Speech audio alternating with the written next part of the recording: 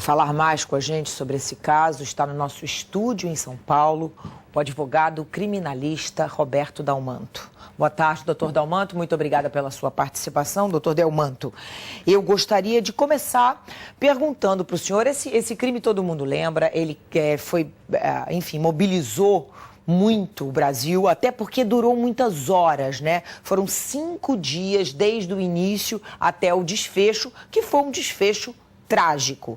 Eu lhe pergunto, tivemos um problema aí com o sinal em São Paulo. Voltamos. Eu lhe pergunto, doutor Dalmanto, como é que o senhor avalia a ação da polícia nesse episódio?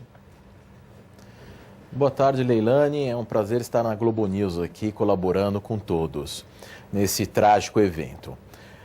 A pergunta é muito precisa, porque, na verdade, a defesa certamente irá se apoiar na desastrosa ação policial. Nós, ao se verificar esse vídeo da invasão da polícia, nós observamos, por exemplo, que a escada, sequer a escada por onde o policial adentrou, tinha altura suficiente para que ele pudesse pular pela janela. Entre aquela explosão na porta e o fato de se conseguir realmente abrir a porta, houve um tempo bastante grande. Então, essa questão da forma como a polícia abordou, invadiu o apartamento, somada ao imperdoável evento da Nayara ter voltado ao cárcere privado, quer dizer, essa moça, essa menina já tinha saído da situação de perigo e ela é exposta novamente a uma situação de perigo e ela volta para o cárcere. Imagine se a Nayara tivesse morrido também.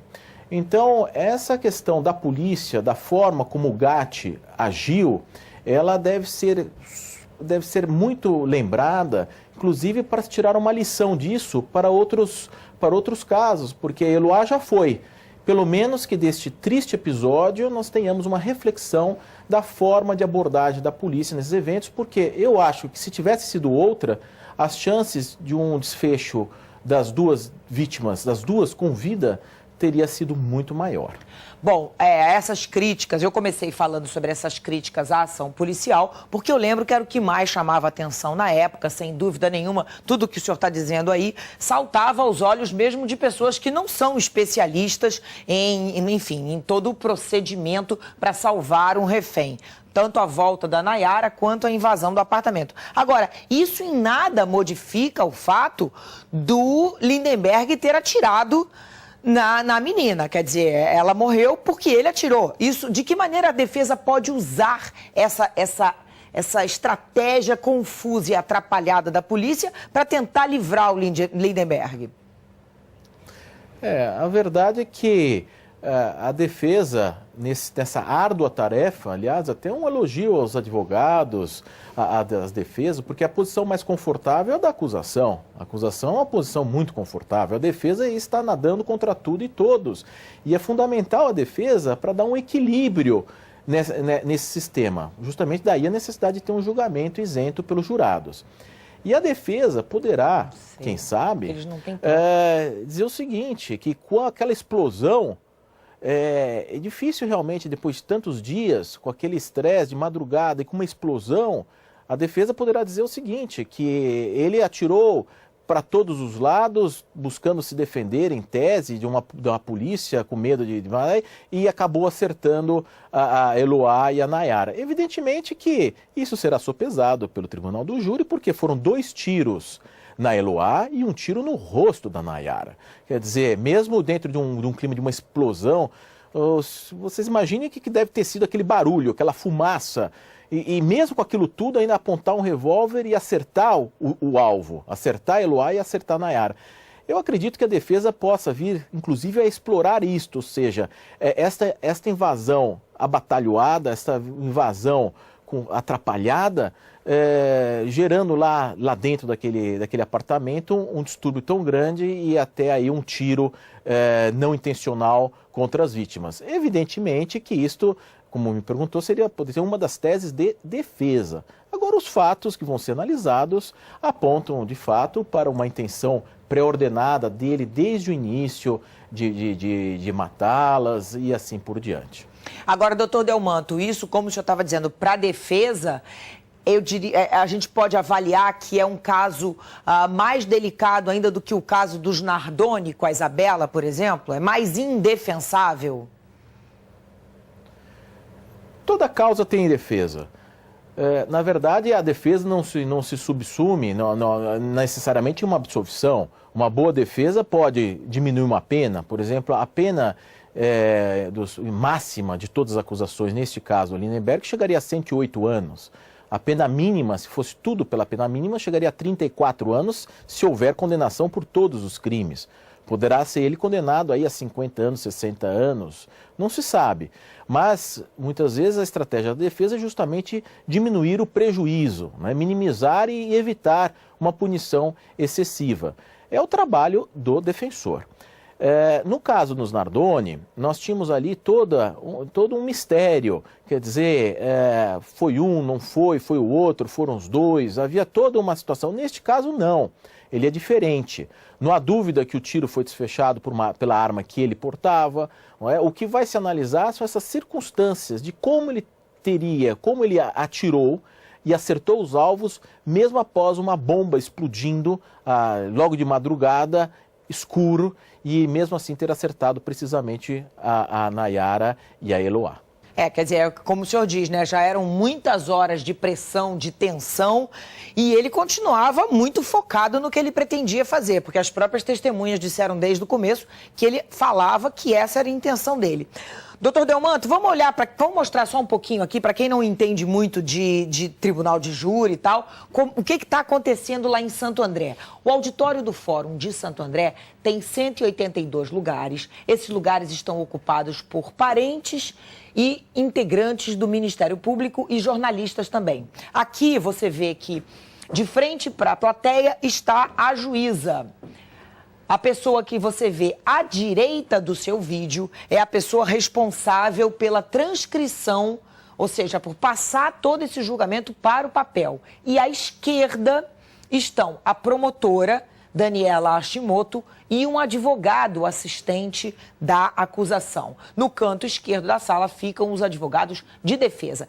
Na frente deles, o réu, que a gente viu ali na frente da juíza, na frente de todo mundo, o réu Lindenberg, acompanhando tudo, sentado, escoltado por 2 policiais militares. E no canto direito, o espaço reservado, aquilo que a gente viu ali, olha, ali o réu, então, e lá o espaço reservado para os jurados. A mesa e a cadeira no centro da sala, de costas para a plateia, de frente para a juíza, são usadas pelas testemunhas e também pelo réu durante o interrogatório. Vamos voltar aqui a falar, então, com o doutor Roberto Delmanto, que é advogado criminalista. Doutor Delmanto, quanto tempo deve durar esse julgamento? Olha, eu acredito que ele termine amanhã à noite. Talvez entre na quarta-feira, mas pela minha experiência deve terminar amanhã à noite. O grande desafio, e isso é importante, é que ele transcorra normalmente, sem incidentes, e que os jurados possam tomar a decisão mais justa possível, de acordo com as suas consciências, porque o júri, eu defendo a instituição do júri, porque ele traz a participação popular na própria administração da justiça. Essa justiça que tem sido tão criticada pelas notícias, questões de CNJ, do Conselho Nacional de Justiça, da transparência do Poder Judiciário, de juízes, desembargadores, e aqui nós temos o próprio cidadão. São escolhidos 25 jurados, chegando lá pelo menos 15, eles são sorteados, 7 são sorteados, existem recusas, quer dizer, são pessoas ilibadas, pessoas acima de qualquer suspeita e que, como cidadãos, vão julgar o próximo. Então, eu digo que a democratização da justiça, a participação popular do cidadão nesse mistério, nessa tão importante função do Estado. Voltando um pouquinho à época do crime, uma situação que sempre me impressionou muito em toda essa história da Eloá foi o fato da polícia não ter cortado a luz, a energia elétrica naquele prédio, porque assim o Lindenberg não teria acompanhado tudo o que estava acontecendo ao redor dele, né? E isso provavelmente a defesa vai usar também. Eu acho que não precisaria também não necessariamente cortar a luz, bastaria cortar, por exemplo, a antena coletiva, todos esses prédios têm antena coletiva. De fato, a exposição na mídia dele e os psicólogos, os psiquiatras forenses têm muito a dizer sobre isso, acaba alimentando na pessoa que está nessa situação, além de um estresse adicional, uma questão que vai, por vezes, pode até fomentar, alimentá-lo a não desistir da empreitada criminosa, a não desistir daquela ideia alucinada da qual ele estava imbuído. Então, de fato, houve uma sucessão de episódios, inclusive ao vivo, com jornalistas de determinada emissora, conversando com ele como se fossem policiais experientes nessas questões de resgate. Quer dizer, isso eu acho que leva a uma grande reflexão de todos, uma reflexão da polícia, uma reflexão da mídia, porque senão as intenções são as melhores, mas pode, por vezes, acabar atrapalhando. E eu acho que essa exposição toda, durante evidente que nós temos a liberdade de imprensa e tudo mais, mas uma interlocução, uma conversa diretamente, e não por profissionais, mas por jornalista, com o criminoso, com o acusado, com aquele moço naquele momento, de fato é algo assim que nos leva a sopesar toda essa situação e até indagar, será que isso não acabou prejudicando, não acabou atrapalhando? É uma situação de fato muito difícil. O fato é que nós, jornalistas, somos especializados na notícia e não numa situação de estresse, como uma negociação para finalizar um resgate como esse, né? Sem dúvida nenhuma. Doutor Roberto Delmanto, muito obrigada pela sua participação, pelas suas análises. Eu tenho certeza que de todo esse episódio ficam muitas lições. E a gente vai seguir aqui acompanhando passo a passo esse julgamento. A gente vai voltar a falar sobre o julgamento do Lindenberg Alves ainda nessa edição. Muito obrigada pela sua participação.